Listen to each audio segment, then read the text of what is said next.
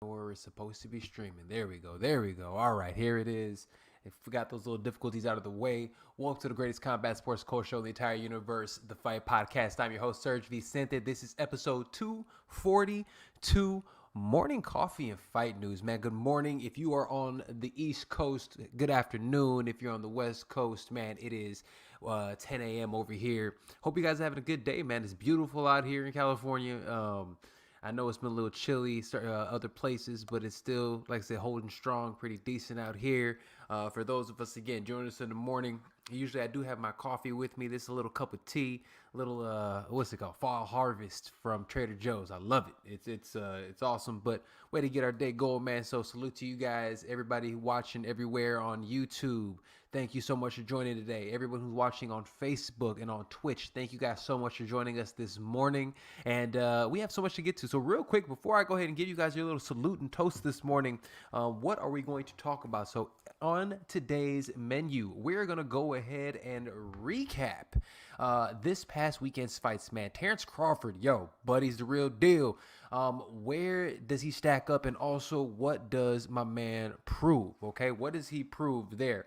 Rafael dos Anjos gets a big win against Paul Felder. Where does he go from here? Also, we have some huge fight announcements. Canelo Alvarez, what's going on with him? And last but certainly not least, we're going to go ahead and do a little quick dive to the Bellator 253, which is actually Thursday this week. Today is Wednesday. It is Thursday, so here are going to be my fight picks and in my quick breakdowns for Bellator 253. All right. Look, hope you guys are having an amazing day today. Like I said, today it is a morning coffee and fight news. So give you guys a little sip for you guys. All right, man. Let's just go ahead and jump into it. This is how we get down for these episodes. We already know some of our fight roundtables. We'll talk a little bit more. We'll have a little bit more banter. But look, man, we're here for some fights. We're here for some great information, and that's what I'm going to give you guys today, man. So let's go ahead and start with this weekend, man. This weekend, Terrence Bud Crawford, man, arguably the number one pound for pound boxer in the world, goes out there and gets a huge stoppage of Kell Brook in the fourth round. Now, this is one of those things, man, that, you know what I'm saying, we're looking at it. Hey, what's going on? Shout out to Sebastian from Colombia, man. What's going on, Sebastian, man? Welcome to the Fight Podcast. Appreciate you watching today, man. But look, talking about always fun, man, interacting with people who are actually watching live. If you guys don't know, always, every time we go live, we stream live on Facebook, we stream live on YouTube, and also on Twitch. Check us out everywhere. That is at the Fight Podcast, man. So we're doing it, man. So again, thank you to Sebastian for joining us on the show today. All right. But Terrence Crawford, man, a lot of people go ahead and talk about Terrence Crawford. And one of the big things I want to go ahead and say is this, man. Obviously, he was a huge favorite in this one. Obviously, we look at it and we were wondering what he was going to do, especially coming off of, like I said, this long layoff. Kell Brook winning 3 fights in a row. He's looked great. The only time Kell Brook has lost was to Errol Spence and a Triple G. Both fights back-to-back, both huge fights. But again, he's also beaten guys like Sean Porter. So we knew how skilled he was. He's only 33 years old. So people are sitting there talking about he's washed. Yo, Kell Brook's not washed. He's the same age as Terrence Crawford. So the fight goes out, and I'm not going to lie to you guys. Watching the fight as it kicks off, bro, Kell Brook was winning that fight. Kell Brook had his timing. Kell Brook was looking good. And even after the fight, Terrence Crawford said he had to make the adjustment. And in terms of the adjustment that he ended up making was, he went out there and made the adjustment in terms of he came out in the conventional stance. He usually goes out there as a southpaw. He was conventional, and dude, Kell Brook was eating him alive with the jab. And the moment that he went ahead and he had that southpaw stance, he was cracking him with that right hand. Terrence Crawford, with his footwork, with his mobility, his grit, his tenacity, everything this dude has. Yo, this dude is the real deal. This dude is who we thought he was, okay? I have been a little hard on Terrence Crawford, but he's a throwback. He's a throwback in terms of the way that he goes out there, digs deep. He has power in both hands, and he proved that. What he ended up catching Kell Brook with, Kell Brook ended up running in and getting cracked with essentially it was like a combo jab right hand. So he catches him on the way in, right in the temple, and Terrence Crawford has some of the best finishing instincts that I have ever seen. He goes out there like a pit bull, fam, and just absolutely destroys Kell Brook. Gets him out of there in 4, looks amazing doing it, and afterwards calls out Manny Pacquiao. Now, look, is that Pacquiao fight a fight that I think is actually going to happen at some point in time? No, I don't. I don't see that fight happening at any point in time soon. But what I will say is this. I want to see him with the best of the best. I want to see him in there, obviously, against the one who we want to see him. I want to see him in there against Errol Spence, who I believe is the best in the weight class. I want to see him against Danny Garcia. I want to see him against Keith Thurman. I want to see him against Sean Porter. These are the guys that I want to see him in there against. Now, here's the problem, okay? And I'm going to answer the question in terms of what did he prove. And actually, they say this. What did Terrence Crawford prove? He proved that he's a real deal. Terrence Crawford goes out there and proves that not only is he the real deal, he goes out there and proves that, look, man, I am who I said I was. This is a guy who's not washed. This is a guy who came in here to win the fight in Kell Brook. And I went out there and absolutely dominated this cat and got him out of here faster than Triple G can get this dude out of here. I knocked him out, had him out on his feet to the point that Kell Brook said nobody in his life has ever done that to him before. And we're talking about a man who has been in there with one of the hardest punching middleweights of all time, Gennady Golovkin. He was in there doing the exact same to one of the hardest hitters in welterweight history in Errol Spence. Same thing. Nobody did that to him. So thinking about that, Terrence Crawford must have dynamite in his hands. Look, I can't wait to discuss this and break this down a little bit more. Later on, actually, we have episode 255. We're going to do all things boxing. We're bringing out our boxing guru, B-Cam, to keep your eyes and ears open for that on our social media at The Fight Podcast. And we'll go ahead and actually talk about that also for you guys, man. With our guru and our guest on that episode. But I loved it, man. Amazing performance. What did Terrence Crawford prove? Terrence Crawford, like I said, he proved that he's the man. But I also think that when he proved that he needs to go out there and really get out of his Top Rank contract. Bob Arum, the owner and the head of Top Rank, went out there and legitimately said some pretty disparaging things to him and said, at the end of the day, I am dude, I had all the money that I tried to go out there and promote this kid. I could have built a house in Beverly Hills. Dude, that you're a promoter. That's your job. Your job is to promote it. It's not Terrence Crawford's job to do this shit. It's your job. It's your job to make sure that everybody gives a fuck about these athletes. And so I think Terrence Crawford needs to, moving forward, because he's not going to get the fights that he wants. Bob Arum's talking trash like he's trying to make these fights. He's not trying to make these fights because he's not trying to bend. So he needs to go out there. He needs to buy himself out of his contract the same way that Mayweather did. And he needs to go out there and do essentially what Canelo Alvarez is currently doing now. And we'll talk about that later on the show. All right. But salute to him. Amazing fight. I can't wait, man. That was awesome. I loved it. All right, man. Moving right along. And again, like I said, we move a little quicker on this morning coffee and fight news. I know, look, man, you guys are probably in transit. We want to get all this information in as quickly as possible for you guys. So, you could listen to this on your commute to the gig, have something to talk about at the water cooler today, and know a lot about what's going on in the fight world. So let's go ahead and move on to the UFC. This weekend, the UFC had an amazing main event. 5 days notice, really 3 days notice. Paul Felder steps in on short notice to go ahead and compete against Rafael dos Anjos, man. And he went out there and they both performed. Now, dos Anjos goes out there and gets the victory. 5-round split decision. First and foremost, I have no idea how this split decision. I had it 50-45. No knock on Paul Felder. I think his stock goes up, just like dos Anjos' stock goes up in this one. But at the end of the day, man, what can you expect? What can you expect from a man who essentially, fam, he took it on short notice. He hasn't had a camp. He didn't even know he's going. He was actually supposed to be calling the fights that night. That's how badass Paul Felder is. He goes out there, and even though he's supposed to call that fight, he was supposed to do color commentary.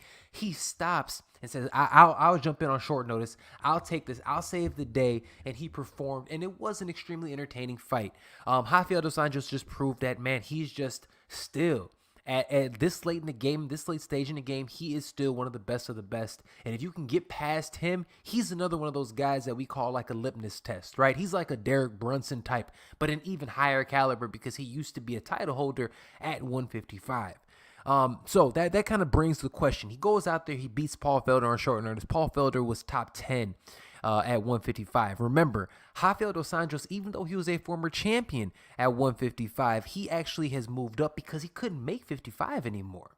He moved up in weight. He's been fighting at 170, and he has beaten some of the best at 170. Yes, he's lost to some of the best, but he's beaten them as well. So he's going out there. He's beating the best. He's competing against the best. And now he moved. He did a long camp. He caught COVID. He did all kinds of shit.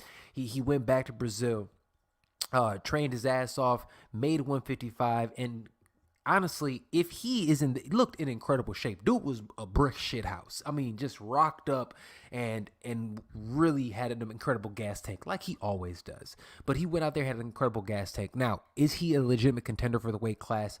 Absolutely. Especially because Khabib isn't there anymore. Remember, Khabib did beat in the past Rafael dos Anjos. Before dos Anjos won the title, he lost to Khabib. Keep that in mind. Let you know how dope Khabib has always been. Okay? Keep that shit in mind. Because Rafael dos Anjos was known as one of the most dominant champions in that weight class's history. And Khabib beat him before. So when we talk about GOATs, always keep that in mind. Okay? All right. What could happen? Is he a contender? Absolutely. Who could he fight now that Khabib's gone? Honestly, think about a fight like this.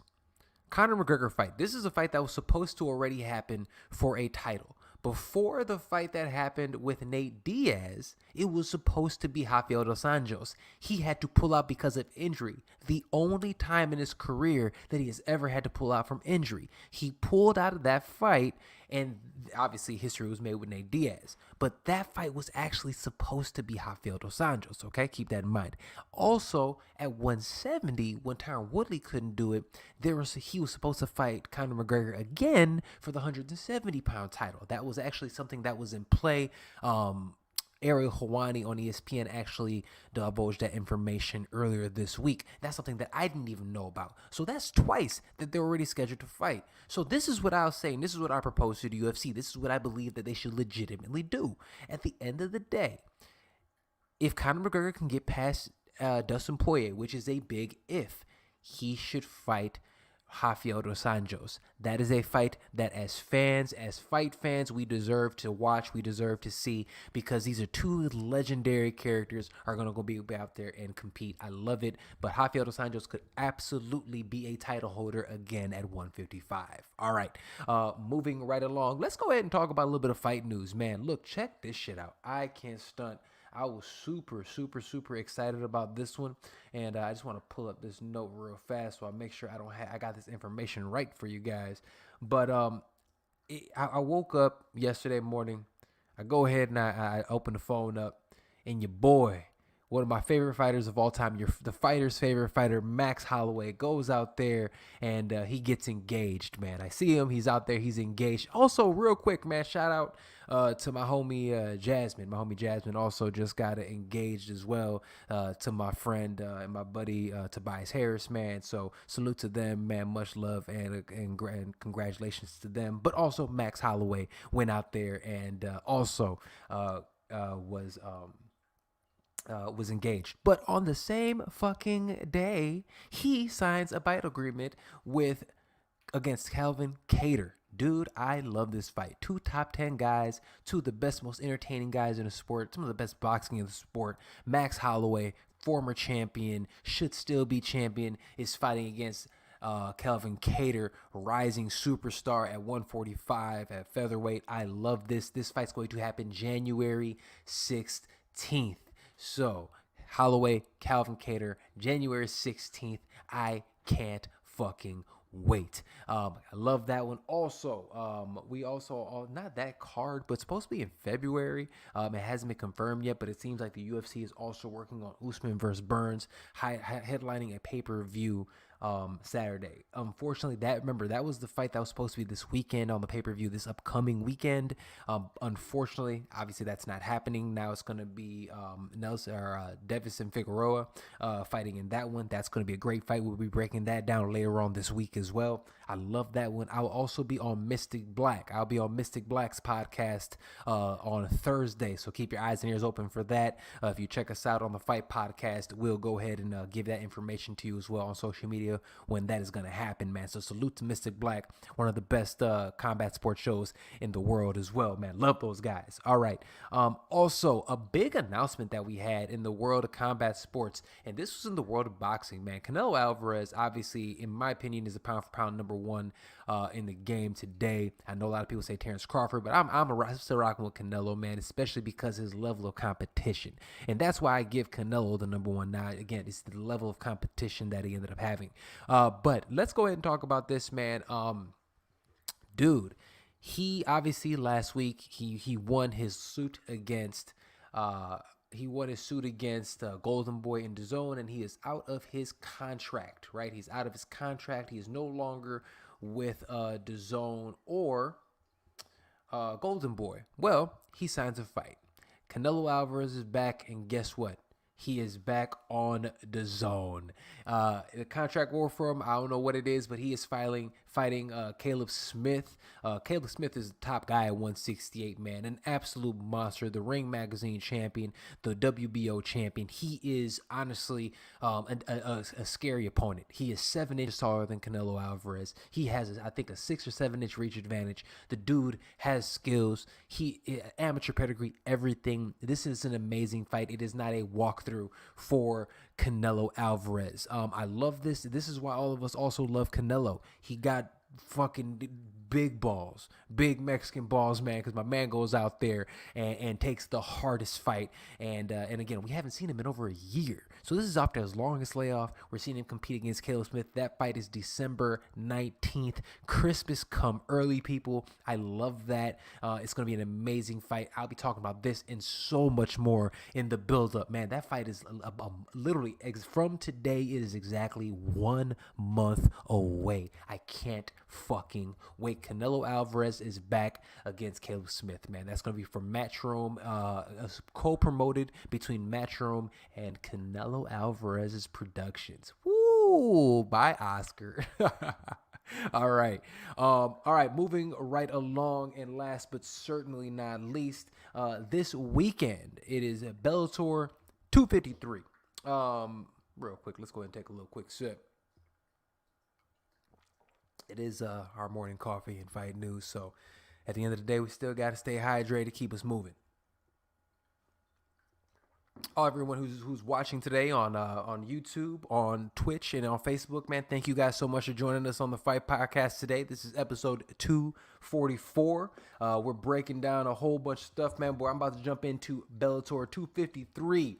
I love this, man. I know a lot of people aren't paying enough attention to Bellator, but this is Bellator 253. We have Darrion Caldwell versus AJ McKee. Fam, this fight here is a fight, I'm telling you, this is one of the best fights regardless on organization, okay?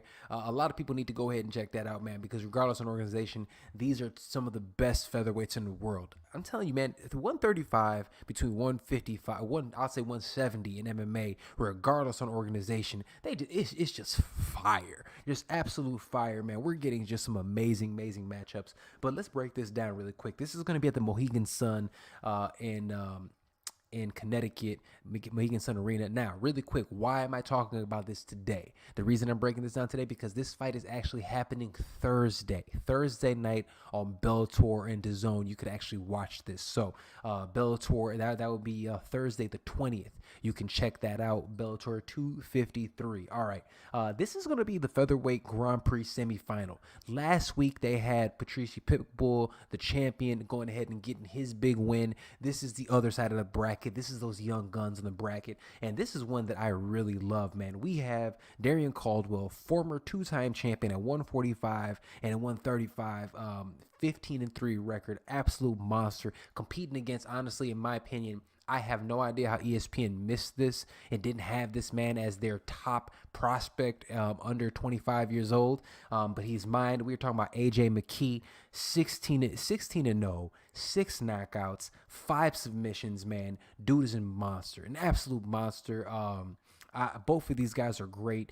Darian Caldwell last time out went out there and just absolutely destroyed Adam Borix, man. Submitted him in 2 minutes and 20 seconds of the first round. Dude is and Borix is a beast. I didn't see that coming. Actually, that's a fight that I actually had Borix arguably winning. Wasn't even competitive. Ripped through that kid like it was nothing. And AJ McKee literally just, I mean, his last fight against Derek Campos. If you guys don't know, Derek Campos is not an easy guy. He cut through that dude like a hot knife through butter. It was nothing. He went out there, destroyed that kid, man. And at the end of the day, this is a fight that has all the potential to be one of two things: fight of the night, or it's going to really propel one of these guys to stardom. I love this, especially if it's AJ McKee. I love this fight. I can't wait. The winner of this fight moves on to go ahead and fight Pitbull. The winner of that fight not only is the Grand Prix champion, they're the featherweight champion in the UFC, in Bellator as well. I love this fight. Just because I love to see greatness and I have yet to see holes in his game, I'm rocking with the young pup. I'm going with AJ McKee. All right, co-main event on this card, man. This card is actually, especially the main card, is really good, man. Bellator, the last 2 weeks, put on some fire cards. But we have the former UFC lightweight champion, Benson Henderson. He was on a 3-fight win streak, just lost his last fight to Michael Chandler. I mean, that sucks. But that was in August. He's right back in there, and he's against another really tough dude. He's down there with those boys in the former Black Zillions, whatever the fuck they call themselves now. But Jason Jackson, 12-4. He just beat Jordan Mean in a really entertaining matchup. They're competing. I love this fight. The vet. He's one of the best coaches in the world, one of the all-time greats. Unfortunately, people haven't paid attention to him as much because his Bellator career hasn't been as awesome. Regardless, man, dude is a monster. I'm rocking with Benson Henderson on this one. And last but certainly not least, Joey Davis is competing against Bobby Lee on this one. Yo, if you don't know who Joey Davis is, he's 7-0. I suggest you guys check this kid out. Look, this dude is the only 113-0 college wrestler. One of 3 men in NCAA history to go undefeated. That's incredible. 133-0. And here's the thing. This dude is 7-0. 5 of them are knockouts. 3 knockouts in a row against tough dudes. His striking looks incredible. He's calm. His last win was with a huge flying knee. I'm telling you, he's somebody you need to watch out for. Joey motherfucking Davis. I love this fight card. This is going to be Thursday the 20th. I love it. And I can't wait, man. But look, check this out, man. Without further ado, that's about all the time we got for you guys today, man. That is episode 244 of the Fight Podcast, Morning Coffee and Fight News. I'm your host, Sergio Vicente. Real quick, like you guys look right up under here. Check us out everywhere the podcasting is available. Check us out at thefightpodcast.com. Listen to us everywhere. Podcasting is available, obviously. That's Apple, Google Play, Spotify, SoundCloud, Stitcher. TheFightPodcast.com. Check us out on all social media platforms at The Fight Podcast, and check me out, your boys, the Underground. Not even Underground King. I'm just the king. I'm here, Sergio Vicente. Check us out, man. Love you guys. I'll see you next time right here on The Fight Podcast. Peace out.